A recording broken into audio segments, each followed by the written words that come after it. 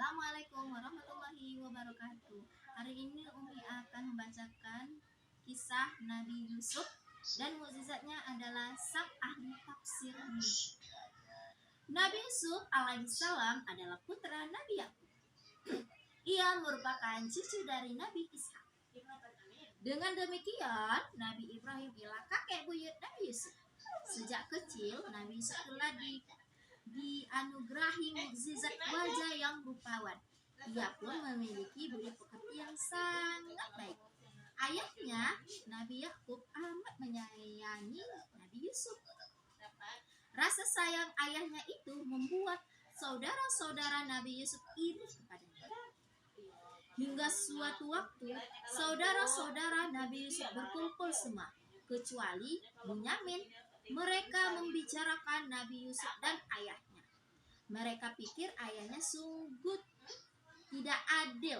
Kasih sayang ayahnya berbeda terhadap mereka. Akhirnya mereka memutuskan untuk melenyapkan Nabi Yusuf dari rumah. Mereka akan mengajak Nabi Yusuf bermain ke tempat yang jauh. Lalu Nabi Yusuf akan ditinggalkan di tempat itu. Saudara-saudaranya itu meminta izin terlebih dahulu kepada ayahnya, Nabi Yakub. Awalnya Nabi Yakub tidak mengizinkan Nabi Yusuf dibawa oleh mereka. Saudara-saudaranya itu pun membujuk ayahnya serta berjanji akan menjaga dengan baik Nabi Yusuf. Akhirnya Nabi Yakub mengizinkan saudara-saudaranya itu membawa Nabi Yusuf pergi bermain bersama mereka. Kemudian mereka pun membawa Nabi Yusuf pergi ke suatu tempat yang amat jauh. Mereka berencana akan memasukkan Nabi Yusuf ke dalam sebuah sumur. Setelah rencana mereka berhasil, saudara-saudaranya itu langsung pulang.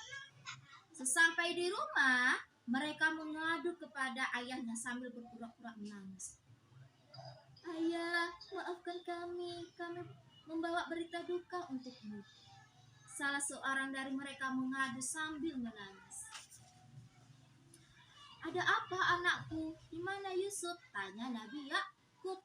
Ketika kami sedang bermain, Nabi Yusuf berada di sekitar barang-barang kami. Karena kami keasyikan bermain, kami lelah. Yusuf diserang serigala.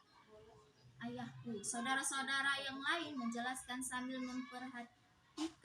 memperlihatkan baju Nabi Yusuf yang berlumuran darah. Betapa sedihnya Nabi Yusuf mendengar berita itu. Ia menangis meratapi nasib anaknya Nabi Yusuf. Sementara itu, Nabi Yusuf selamat dan masih hidup di dalam sumur. Nabi Yusuf dapat keluar dari sumur karena ditolong oleh musafir. Ketika musafir hendak mengambil air, Nabi Yusuf menggantung di tali timbanya. Sehingga keluarlah ia dari dalam sumur.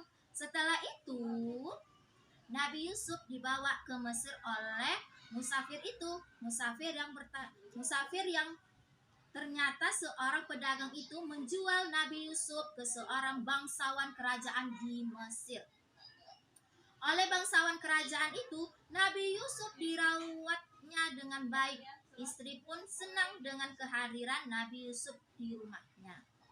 Kemudian, beranjak dewasa, Nabi Yusuf semakin terlihat wajahnya yang rupawan, yang tampan. Bahkan, para wanita di Mesir pun terkagum-kagum melihat wajah Nabi Yusuf karena tampan. Nabi Yusuf dipenjara karena keinginannya. Ia meminta kepada bangsawan kerajaan untuk memasukkannya ke dalam penjara. Ia melakukan hal itu demi melindungi ibu angkatnya dari omongan masyarakat Mesir. Di dalam penjara, Nabi Yusuf berteman dengan para tahanan lain. Ia sangat baik dan santun kepada para tahanan lainnya. Sehingga suatu hari, dua orang kawannya di penjara datang menghampiri Nabi Yusuf. Mereka bertanya kepada Nabi Yusuf soal mimpi yang dialami dua kawannya itu. Kawan yang pertama berkata, aku telah bermimpi sedang memeras buah anggur. Artinya apa? Kawan yang satu lagi Kalau yang ke kawan yang keduanya, yang ke tadi pertama, ini yang kedua. Kalau aku bermimpi membawa roti di atas kepala, tetapi tiba-tiba saja roti itu disambar burung. Apa arti mimpiku? Nabi Yusuf pun menjelaskan arti mimpi kedua kawannya itu. Kawan yang pertama akan mendapatkan keselamatan. Kawannya itu yang segera keluar dari penjara. Ia pun akan kembali bekerja sebagai tukang kebun istana. Kemudian, adapun kawan yang kedua akan mendapat celaka. Ia akan dihukum mati, lalu sebagian kepalanya akan dimakan burung. Ternyata mimpi kedua kawannya itu menjadi kenyataan. Luar biasa. Nabi Yusuf dapat menafsirkan mimpi. Hal itu merupakan mukjizat Nabi Yusuf. Mukjizat tersebut ialah pemberian dari Allah. Mukjizat Nabi Yusuf itu membuat dirinya keluar dari penjara. Raja pun segera mengumpulkan pada suatu waktu, sang raja bermimpi yang membuat dirinya risau. Raja pun segera mengumpulkan ahli tafsir mimpi yang terkenal. Aku telah bermimpi melihat 7 ekor sapi betina yang gemuk dimakan oleh 7 ekor sapi betina yang kurus, serta 7 gandum yang hijau dan 7 gandum lainnya yang kering. Apakah arti dari mimpiku itu? Tanya raja kepada para ahli tafsir mimpi. Namun di antara mereka tidak ada satupun yang bisa menafsirkan mimpi sang raja. Lalu datanglah tukang kebun istana menghadap raja. Ia memberitahu tentang seseorang yang dapat menafsirkan mimpi sang raja.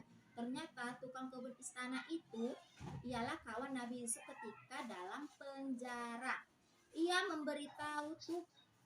memberitahu tentang Nabi Yusuf yang bisa menafsirkan mimpi kepada sang raja. Tukang kebun istana itu meminta izin untuk bertemu dengan Nabi Yusuf di dalam penjara. Raja pun mengizinkan permintaan tukang kebun istana itu.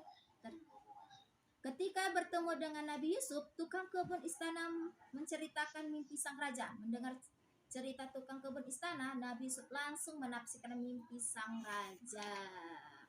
Dari mimpi sang raja ialah memerintah kepada sang raja agar menanam gandum selama 7 tahun seperti biasa. Lalu simpan gandum itu dan ambillah sedikit untuk keperluan makan. Kemudian akan datang 7 tahun yang teramat susah yang menghabiskan persediaan gandum yang disimpan. Setelah itu akan datang musim hujan yang memberi cukup rezeki kepada manusia.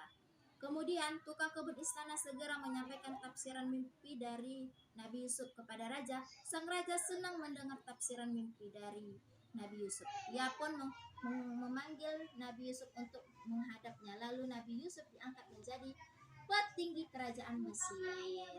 Itulah cerita kisah Nabi Yusuf. Sekian, Umi. Wassalamualaikum warahmatullahi wabarakatuh.